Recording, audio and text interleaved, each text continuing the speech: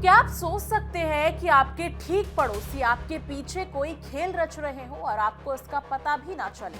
क्या वास्तव में कोई छिपी साजिश चल रही है या ये केवल अफवाह है? पाकिस्तान के रक्षा मंत्री ख्वाजा आसिफ ने दावा किया है कि भारत चाहता है पाकिस्तान दो मोर्चों पर उलझा रहे, पूर्वी सीमा और अफगानिस्तान के जरिए पश्चिमी मोर्चा। लेकिन क्या ये रणनीति सच में इतनी खतरनाक है या केवल राजनीतिक बयानबाजी? और सबसे बड़ा सवाल, क्या पाकिस्तान इस चुनौती का सामना कर पाएगा या इसके परिणाम पूरे दक्षिण एशिया को हिला देंगे? नमस्कार, आप देख रहे हैं इंडिया डेली का डिजिटल प्लेटफॉर्म और आपके साथ मैं हूं जिया कौशिक और मैं हूं आपके साथ तान्या त्यागी।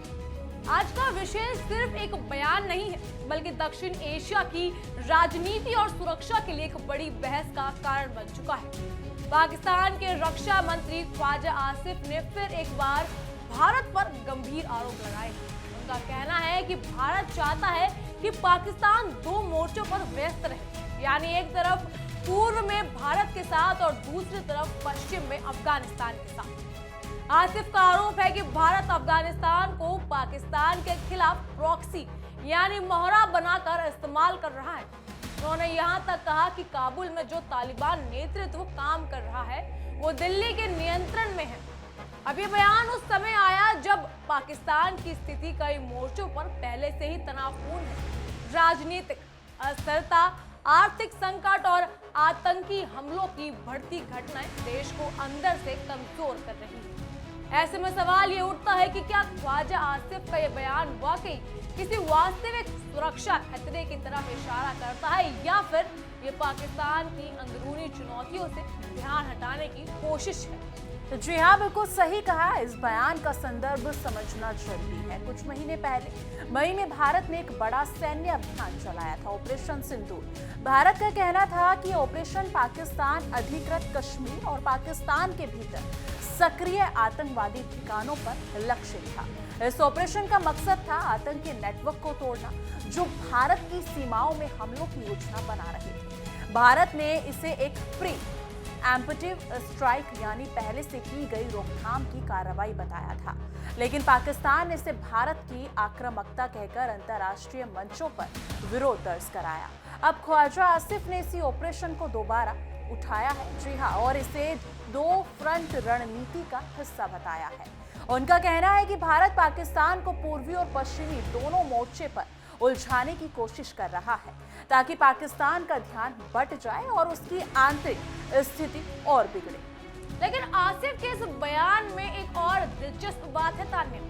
उन्होंने अफगानिस्तान को भारत का प्रॉक्सी बताया। उनका आरोप है कि तालिबान, जो कभी पाकिस्तान का सहयोगी माना जाता था, अब भारत के हाथों में खेल रहा है। आसिफ ने कहा है कि काबुल में जो लोग सत्ता चला रहे हैं वो अब दिल्ली के निर्देशों पर काम कर रहे हैं।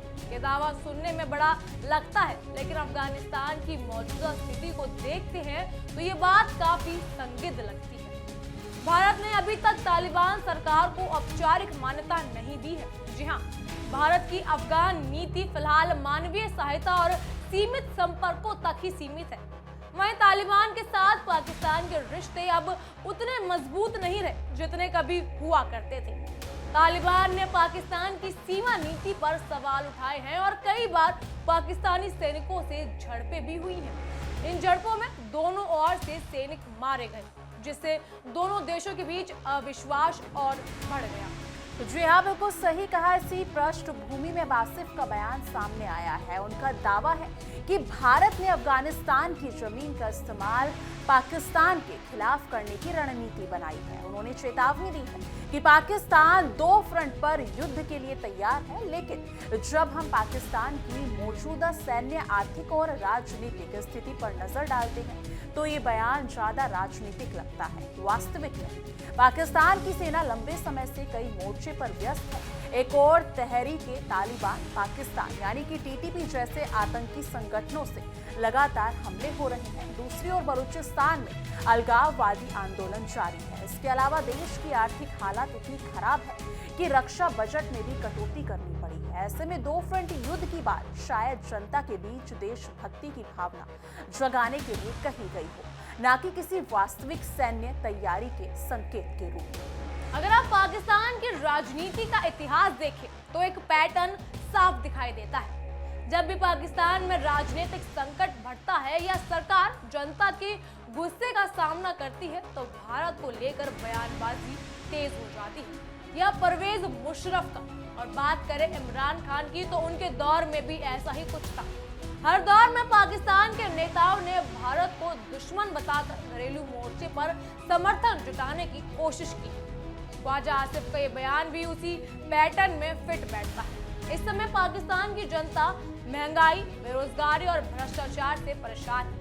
ऐसे में किसी बाहरी दुश्मन की बात करना सरकार को जनता के ध्यान को भटकाने का एक आसान रास्ता देता है। जी हाँ, बिल्कुल सही कहा। इसके अलावा पाकिस्तान और अफगानिस्तान के बीच जो मौजूदा तनाव है उसका भारत से कोई प्रत्यक्ष संबंध नहीं है। सीमा विवाद, जी हाँ, ड्यूरेंड लाइन का मुद्दा और आतंकवादी गुटों की गतिविधियां, ये सब ऐसे कारक हैं जिनका स्रोत पाकिस्तान और अफगानिस्तान के अपने आपसी मतभेद हैं। दोनों देशों की सीमाओं पर पिछले महीने में कई बार गोलीबारी हुई है। इन घटनाओं के बाद कतर और तुर्की की मध्यस्थता से दोनों देशों के बीच युद्ध विराम हुआ। ख्वाजा आसिफ ने भी इस युद्ध विराम पर आशावाद व्यक्त किया और कहा कि मध्यस्थ देशों के प्रयास शांति लाएंगे। लेकिन उसी सांस में उन्होंने भारत पर आरोप लगाकर पूरे मुद्दे को फिर से भारत पाक विवाद में बदल दिया।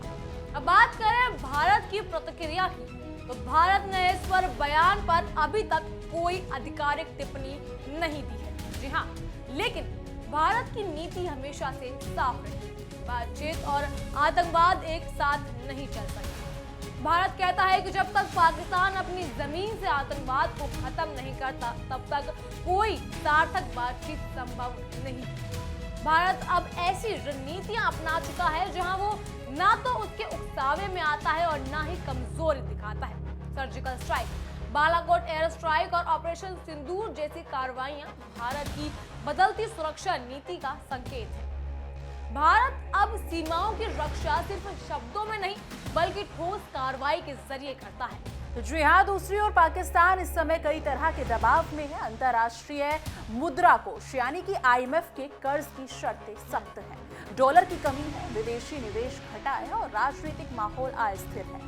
सेना और सरकार के बीच मतभेद भी सार्वजनिक रूप से सामने आ चुके हैं। ऐसे में ख्वाजा आसिफ जैसे नेता जब भारत के खिलाफ बयान देते हैं तो ये जनता के गुस्सों को बाहर की तरह मोड़ने का एक तरीका भी हो सकता है, यानी अंदरूनी असफलताओं की जिम्मेदारी भारत पर डाल देना।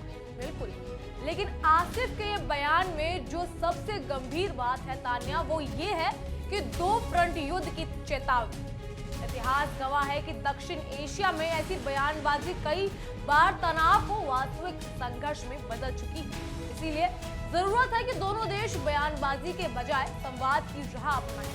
अभी भी तुर्की और कतर जैसे देशों में कोशिश जारी है जिन्होंने पाकिस्तान और अफगानिस्तान के बीच युद्ध विराम में अहम भूमिका निभाई थी।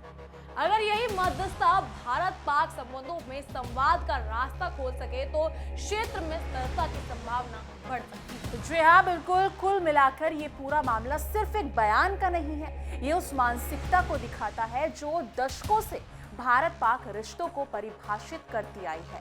अविश्वास, आरोप और प्रतिरोध की मानसिकता।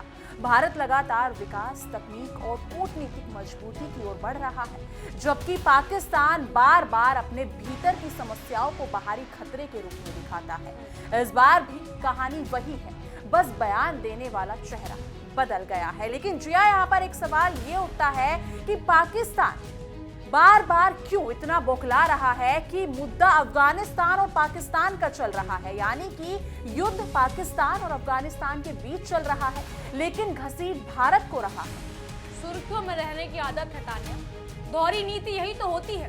पहले आप कहते हैं कि हमें आतंक से बचाओ, फिर उसी आतंक को आप पनाह देते हैं। और अभी अफगान पाक की वॉर चल रही है, इसके अंदर भारत को घसीटने का कोई सवाल ही नहीं बनता था।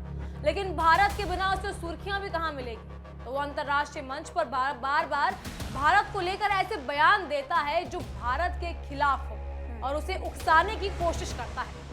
बहरहाल इन सब की बात हम करते रहेंगे, तो अंत में सवाल यही है, क्या भारत वाकई पाकिस्तान को दो मोर्चों पर व्यस्त रखने की कोशिश कर रहा है या पाकिस्तान फिर से बयानबाजी दे रहा है, वो भी झूठी और दोगली, जैसे कि वो हर बार करता आ रहा है। पाकिस्तान की अपनी कमजोरियों को छुपाने की रणनीति है।